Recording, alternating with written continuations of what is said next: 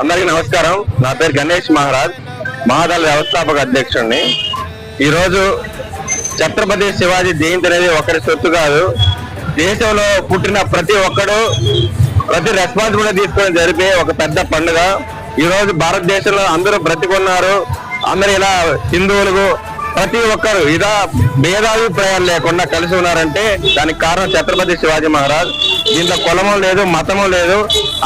ఆయన పేరు తెలిస్తేనే హిందూ సామ్రాజ్యం అనే ఒక హిందుస్థాన్ ఎలా పుట్టిందో మనకు అందరికీ తెలుసు. పూర్తి భారతదేశాన్ని సైతం ఆయన మార్చారు. ఆ యొక్క స్ఫూర్తిని మనం తీసుకొని గ్రూపులుగా విడిపోకుండా కలిసి నడవాలి.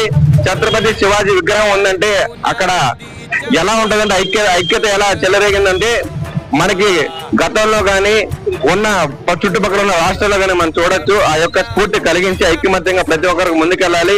దయచేసి ఛత్రపతి శివాజీని ఆ యొక్క స్ఫూర్తిని నింపి వారి గౌరవాన్ని ముందుకు తీసుకెళ్లాలని విశ్వంలో ఉన్న ప్రతి ఒక్కరికి మన ఈ యొక్క మెసేజ్ ని పంపించాలని మనం కోరుకుంటున్నాం. అందుకే ఈ యొక్క ఛత్రపతి శివాజీ మహారాజ్ జయంతి నివాళులు అర్పించి చిన్న కానుకగా మనకి బైక్ ర్యాలీ సాయంత్రం 4 గంటలకి మనం నిర్వహిస్తున్నాం.